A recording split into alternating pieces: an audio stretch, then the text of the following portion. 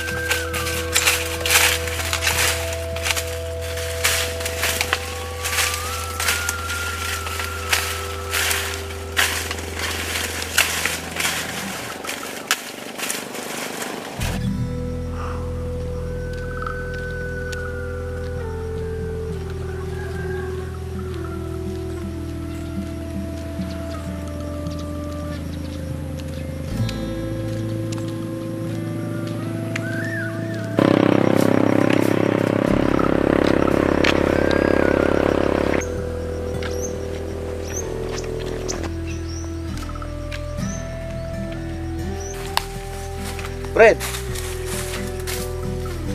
Oh, sito. Fred, inutusan ako ni Telma.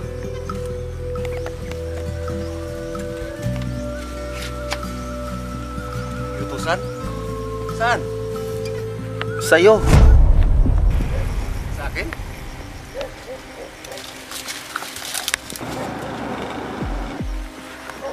Ano bang meron?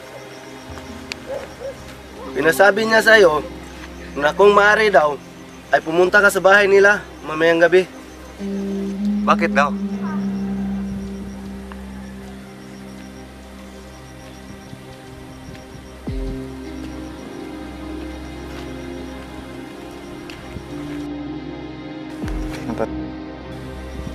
Pag-usapan daw kayo. Ako lang bang pumunta dyan sa bahay nila? Kasama mo ako. Una niya na akong sinabihan. Tapos, inutusan niya ako na sabihan ka. Magmi-meeting daw tayo. Meeting? Parang biglaan naman yata. Meeting? Kailangan ito malaman ni Kapitana. Hindi ko rin alam eh. Ganun ba? Sige, pag-isabi ni Telma na pupunta ako. Sige, aalis na ako. Sige.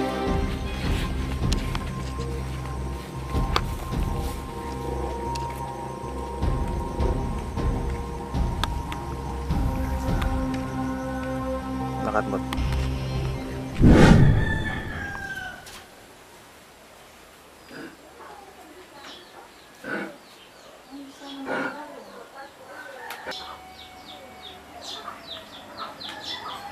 Oh, Rowena, dito ka pala. Kapitana, mayroon kang dapat malaman. Ano yan, Rowena?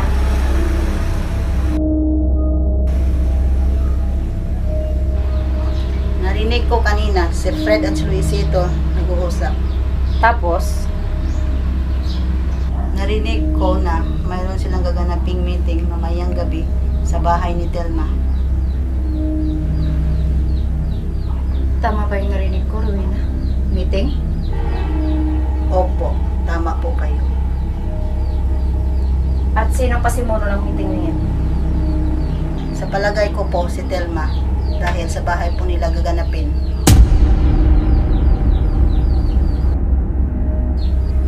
Ganun ba?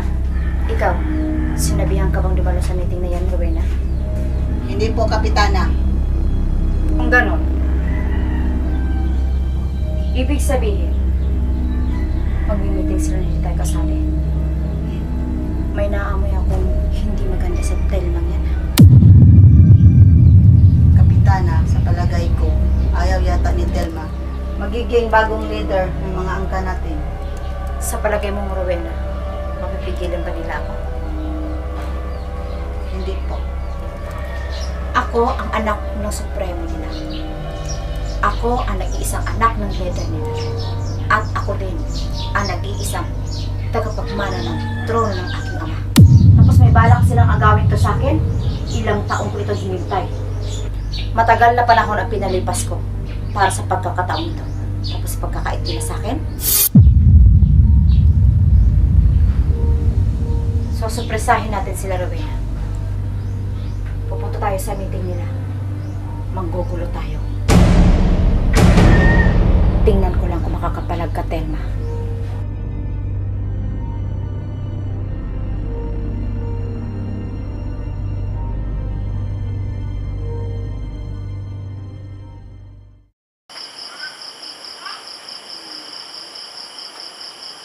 Darating ba sila, Elmer? Oo ate, darating sila.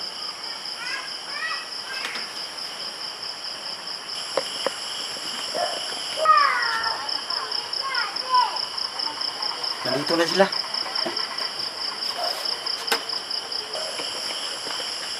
Tilma? Tilma?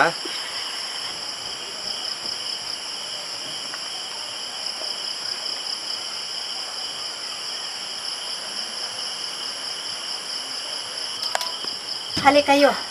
Pumasok kayo.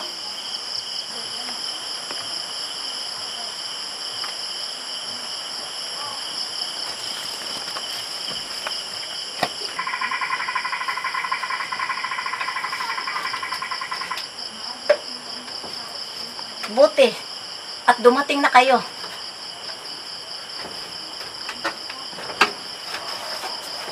Ano bang nangyari, Tilma? Bakit parang maglaan yata ang pagpatawag sa amin?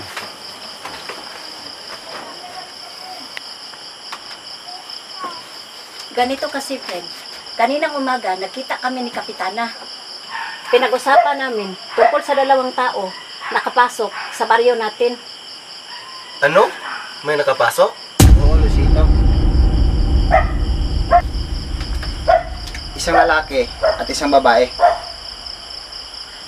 Nasaan na sila ngayon? Kanina, nakita ko sila sa may kakahuyan. Pero iniwan ko sila doon. Teka, sabi mo, nakita mo sila. Tapos iniwan mo. Bakit mo yung ginawa, Elmer? Di ba? Isa ka sa mga tagabantay ng baryo natin. Bakit hindi mo sila pinalis? Fred, pinaalis na namin sila. At inihatid ko pa nga sila sa labasan ng baryo. Pero hindi sila nakinig. Noong nagtago ako at nakita nila na wala na ako, bumalik sila at sa may kakahuyan sila dumaan. Bakit mo hinayaan? Sana pinigilan mo. Hindi ko na pinigilan. Dahil gusto kong malaman kung ano talaga ang sadya nila dito, baryo natin. Hindi. Mali ang ginawa mo, Elmer.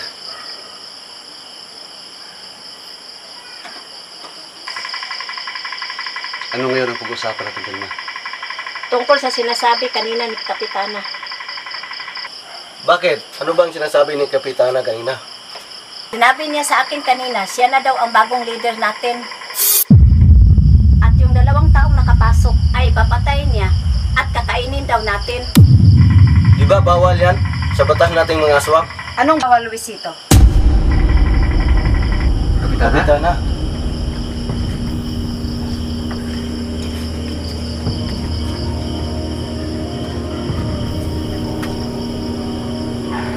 Magandang gabi nga pala sa inyo.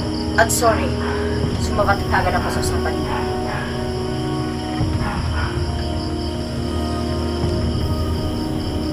Magandang gabi nga pala sa inyo. Bilang kapitana ninyo at bagong leader ninyo, dapat alam ko ang tungkol dito. Diba, Telma? Opo, Kapitana.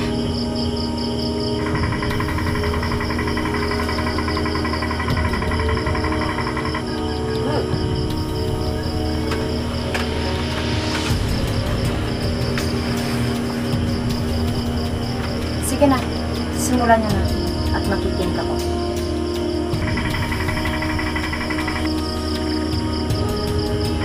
O ano na, magsimula na nga tayo o mamaya na.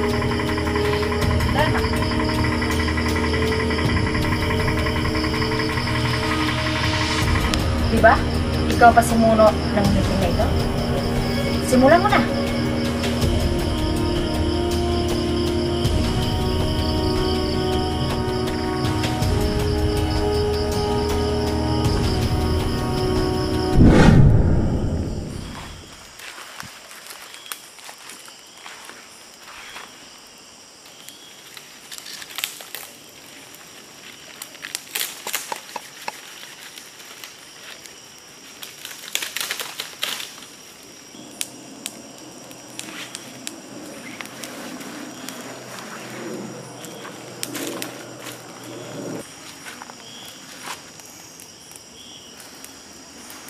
Paano ka?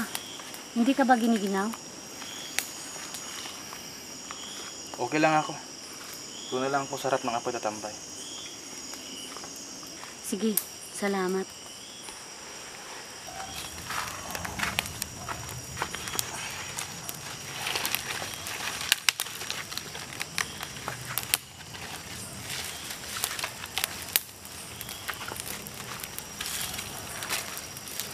Sana bukas, makarating na tayo sa kuweba.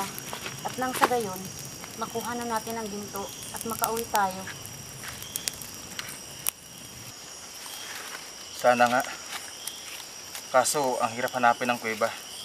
Lalong-lalo na, pag bumasit tayo sa mapa. Iba kasi ang dinadaanan natin kung ikukumpara sa daan at tinuturo ng mapa. Tama ka. Paano kaya kung bumalik tayo sa daan na itinuro ng mapa? Hindi pwede. At isa pa, madali tayong makikita ng mga taga-baryo. At baka harangin nila tayong muli. At tuluyan nila tayong paalisin sa baryong ito. Oo nga, no? Ang hirap talaga maghanap ng pera. Sobrang hirap.